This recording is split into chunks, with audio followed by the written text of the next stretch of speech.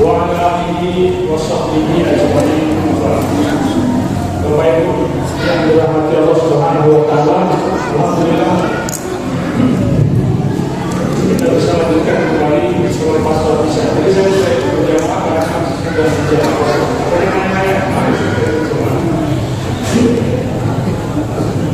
Baik, kita lanjutkan ya kajian kita insyaallah. Tadi pembahasan kita sudah kita bagi ruqyah itu menjadi tiga. Ada ruqyahnya orang kafir, ada ruqyahnya orang musyrik, dan ada ruqyahnya orang beriman, yaitu ruqyah syariah. Yang ruqyah syariah kita nggak sulit sekali untuk mengidentifikasi. Kalau ruqyah syariah itu Bapak Ibu, yang pertama yang dibaca adalah ayat-ayat Allah dan dibacanya secara dibaca. Nah, kalau ruqyah syirkiyah, ruqyah yang syirik tadi itu memang ada kalanya dia baca sholawat, ada kalanya dia baca ayat-ayat Al-Quran, tapi dia campurkan dengan kalimat-kalimat batil. Dan biasanya ketika membaca ayat-ayat Al-Quran itu dia zaharkan, dan ketika membaca yang batilnya dia sirkan. Contoh lagi, pernah ada seorang dukun yang taubat, dia ngaku kepada saya kalau ngobati pasien dia bacakan surat An-Nas. Bismillahirrahmanirrahim. Dia baca bismillah. Qul a'udzu birabbin nas, malikin nas, ilahin nas, min syarril waswasil khannas, alladzi yuwaswisu fi sudurin nas, minal jinnati waras. Ada yang salah nggak?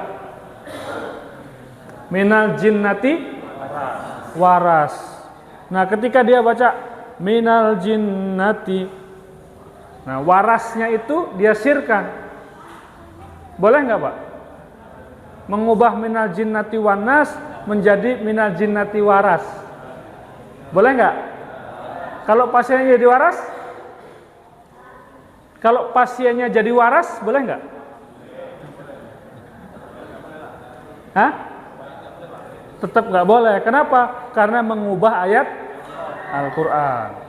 Nah, itu yang namanya talbisul haqqa bil batil, mencampurkan yang hak dengan yang batil.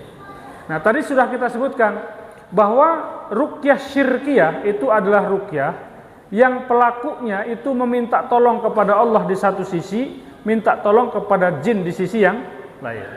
Nah, sekarang kita mau bahas jin itu siapa sebenarnya.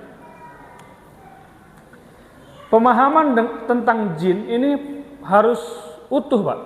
Karena kalau kita nggak paham tentang jin, nanti jin bisa datang ngaku sebagai malaikat, dia bisa datang ngaku sebagai leluhurnya, dia ngaku sebagai Sunan Kalijaga, dia ngaku sebagai syekhnya, ya kan, dan sebagainya, gitu. Nah, siapa sebenarnya jin? Jin itu makhluk yang oleh Allah Subhanahu wa taala diciptakan dari nyala api. Ya. Sementara insan, manusia itu diciptakan oleh Allah Subhanahu wa taala dari tanah. Nah, walaupun manusia dengan jin ini diciptakan dari dua bahan yang berbeda, yang satu dari tanah, yang satu dari nyala api, tapi manusia dan jin ini sama-sama oleh Allah itu diberi akal. Sama-sama diberi akal. Maka karena manusia dan jin ini sama-sama punya akal, manusia dan jin ini disebut makhluk mukallaf, makhluk yang dibebankan di atas pundaknya tugas untuk beribadah. Maka di dalam Al-Quran Allah sebutkan, wa ma khalaqtul jinna wal insa illa liya'budun, dan tidak aku ciptakan jin dan manusia kecuali untuk ibadah. Berarti dari situ kita tahu bangsa jin itu juga wajib ibadah. Pertanyaannya, bagaimana cara ibadah mereka? Ini banyak kaum muslimin nggak tahu. cara ibadah mereka itu sama dengan cara ibadahnya manusia. Kenapa? Karena bangsa jin tidak memiliki nabi sendiri dari golongan mereka.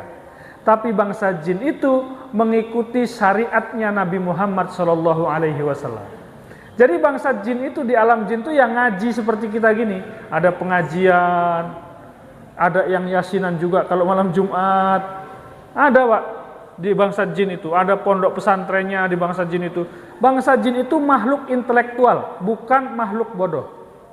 Maka dalam bangsa jin itu mereka memiliki peradaban, mereka memiliki ilmu pengetahuan. Bangsa jin itu sama seperti kita, dia makan, dia minum, dia menikah, dia punya anak keturunan, dia bekerja. Kehidupan di alam jin itu Pak sama dengan kehidupan di alam manusia. Bahkan bangsa jin itu juga punya binatang ternak. Bangsa jin itu Pak punya binatang peliharaan, binatang ternak dari alam mereka. Dari mana kita tahu Pak?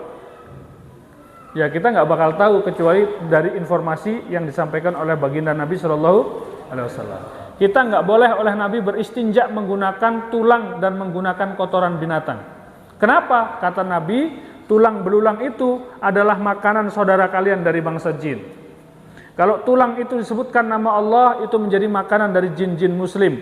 Tapi kalau tulang itu disembelih tidak dengan nama Allah, itu akan jadi makanan jin kafir. Sementara kotoran dari binatang-binatang ternak kalian, itu menjadi makanan bagi binatang ternaknya bangsa jin. Berarti bangsa jin juga punya binatang ternak. Bangsa jin itu Pak, juga makhluk berperadaban, makhluk berteknologi. Bukan hanya manusia, bisa punya handphone, bisa punya televisi, punya teknologi yang canggih kendaraan. Bangsa jin juga punya. Ada teknologi UFO itu, teknologi jin. Dan kalau kita telusuri di dalam Al-Quran, bangsa jin itu ahli bangunan. Sejak zaman Nabi Sulaiman diceritakan mereka bisa bikin piringan-piringan raksasa. Bangsa jin memiliki teknologi teleportasi, memindahkan barang dari satu tempat ke tempat lain dalam waktu sekejap. Ketika Nabi Sulaiman alaihissalam membuat sayembara tentang pemindahan singgasana Ratu Bilqis ke hadapan beliau, Nabi Sulaiman itu mengumpulkan seluruh penggawa kerajaan. Kemudian ditanya oleh Nabi Sulaiman, siapa di antara kalian yang bisa memindahkan singgasana Bilqis di hadapanku? Qala ifritu minal jinni, berkatalah ifrit dari bangsa jin, ana atika bihi qabla ang takumu mim maqamik. Kata si jin ifrit itu, aku akan datangkan singgasana Bilqis di hadapanmu wahai Sulaiman sebelum engkau beranjak dari tempat dudukmu. Wa ana alaihi laqawiyyun amin. Sesungguhnya aku kalau tugas kayak gitu aku kuat dan aku bisa dipercaya, kata jin ifrit. Tapi di ayat berikutnya disebutkan bahwasanya yang memindahkan lebih cepat itu manusia. Manusia memindahkan singgasananya Ratu Bilqis sebelum Nabi Sulaiman berkedip. Kling, udah pindah.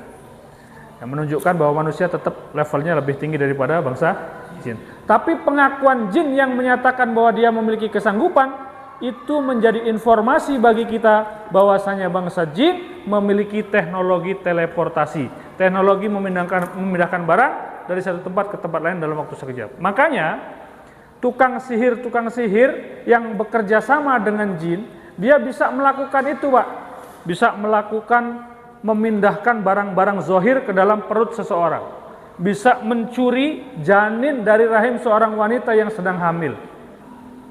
Dukun-dukun itu banyak didatangi oleh perempuan-perempuan frustasi yang sudah menikah bertahun-tahun lama nggak punya keturunan. Dia datang ke dukun, katanya, Pak Dukun, Mbah Dukun, saya rela melakukan apa saja, yang penting saya bisa hamil. Wah, biasanya kan orang kalau pengen punya anak itu barilul wasilah, menghalalkan segala cara, betul nggak? Datang ke dukun, oh begitu, kamu mau melaksanakan syaratnya, siap Mbah Dukun. Maka dukun itu membuat ritual, dia panggil jin-jin yang memiliki keahlian di bidang itu untuk mencuri janin dari rahim wanita yang nggak memiliki perlindungan. Makanya Bu, kalau cari suami, nanti anaknya cari suami yang pandai berdoa. Karena kata Nabi, apabila seorang laki-laki menemui istrinya kemudian membaca doa Allahumma janibna syaiton wa janibi syaitona ma razaqtana, kemudian lahir anak, anaknya tidak akan diganggu setan selama-lamanya. Nah, nanti kalau ada ruqyah masal kemudian ada anak yang kesurupan, itu yang salah bapake. Bapake nggak mau doa ambil Mas gawe. Ya kan? Karena ada janji Nabi nggak akan diganggu setan selama-lamanya. Gitu. Nah, makanya nanti Bapak Ibu boleh cross check di internet. Ada Supiati Manusia Paku. Judulnya gitu, nanti cari di internet. Seorang perempuan di Jogja, dari perutnya keluar paku, Pak. Itu yang menangani dokter teman kami. Kami bergabung dalam komunitas internasional Islamic Medicine Forum. Kemarin kami ketemuan di Jogja. Beliau cerita ketika beliau mengoperasi itu ada 100 berapa ya? 100 lebih lah butir paku yang dia dapatkan dari perut wanita itu. Hari ini dioperasi, besok ada lagi Bu pakunya, Bu. Berkali-kali dioperasi sama beliau. Itu dokter. Sampai bingung, akhirnya dipanggillah guru kami, Ustadz Fadlan Abu Yasir, untuk meruqyah Supiati itu. Beritanya masih ada sampai sekarang, nanti boleh lihat di internet. Supiati Manusia Paku. Gimana itu? Itulah yang disebut dengan santet atau sihir, di mana seseorang memasukkan benda-benda zahir ke dalam tubuh seseorang. Boleh fotoin dari belakang. Itu jin. Nah, jin itu makhluk berteknologi, makhluk cerdas, makhluk berpengalaman. Bahkan pengalaman bangsa jin di atas muka bumi ini lebih hebat daripada pengalaman manusia. Karena bumi sebelum dihuni oleh manusia itu udah lebih dulu dihuni oleh bangsa jin. Sebelum Nabi Adam diturunkan ke bumi, bumi udah ada penghuninya. Nabi Adam masih di surga, Pak. Bumi ini udah diciptakan sama Allah dan bumi ini sudah ada penghuninya. Nanti Bapak Ibu baca kitab karya Isa Daud yang berjudul Penghuni Bumi Sebelum Kita. Itulah yang menyebabkan malaikat itu protes ketika Allah berfirman, Inni ja'ilun fil ardi khalifah. Aku akan menjadikan di muka bumi ini seorang khalifah. Qalu, malaikat bertanya kepada Allah, ataj'alu fiha may yufsidu fiha wa yasfikud dima wa nahnu nusabbihu bihamdika wa nuqaddisu lak. Ya Allah, ngapain sih mau menciptakan makhluk yang hanya akan membuat kerusakan dan menumpahkan darah di muka bumi? Wa nahnu, padahal kami nusabbihu, mentasbihkan engkau, wa nuqaddisu lak, dan kami mengkuduskan engkau. Apa enggak cukup kami ini, gitu loh. Dari mana malaikat itu tahu bahwa makhluk yang diciptakan ini akan menumpahkan darah, membuat kerusakan? Dari pengalaman malaikat itu melihat penduduk bumi sebelumnya. Siapa? Bangsa jin. Gitu ya. Ini sedikit sejarah tentang bangsa jin, biar Bapak Ibu paham. Nah, bangsa jin itu bisa diajak kerjasama oleh manusia, Pak, dalam segala urusan, dari yang sederhana sampai yang paling hebat. Bisa bukan berarti boleh. Nah, hal ini disebutkan oleh Allah Subhanahu wa Ta'ala di dalam surat Al-Jin ayat ke-6. Nanti Bapak lihat, kata Allah di dalam surat Al-Jin itu, A'udzu billahi minasyaitonir rajim. Bismillahirrahmanirrahim. Wa annahu kana rijalun minal insi ya'uduna birijalin minal jinni fazaduhum rahaqa. Kata Allah, ada laki-laki dari bangsa manusia yang meminta bantuan kepada laki-laki dari bangsa jin, fazaduhum, maka bangsa jin itu hanya menambah bagi mereka dosa dan kesalahan. Maka para jumhur mufassir mentafsirkan ayat ini sebagai bentuk pelarangan kerjasama manusia dengan jin, walaupun bisa dilakukan. Nah, tadi di awal sudah kita katakan, yang disebut dengan syirik itu adalah ketika manusia meminta kepada Allah di satu sisi dan dia meminta kepada selain Allah di sisi yang lain. Selain Allah yang sering dimintai oleh manusia siapa? Siapa? Setan dari bangsa jin. Jin-jin kafir atau jin-jin muslim yang fasik.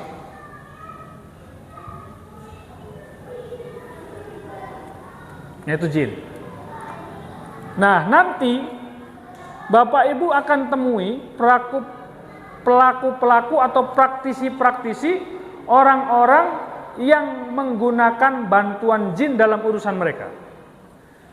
Jin bisa diajak kerjasama dalam dunia seni dan pertunjukan. Contohnya apa? Jaran kepang, reog, debus, ya, itu contoh-contoh. Mohon maaf ya, gatel dari pagi ini kita ya. Kenapa? Oh, deketin. Siap. Nggak jelas ya usurannya? Bapak-bapak boleh nggak maju ke depan, Pak? Rapat biar ibu-ibu bisa masuk. Biar ibu-ibu ngerasain AC juga.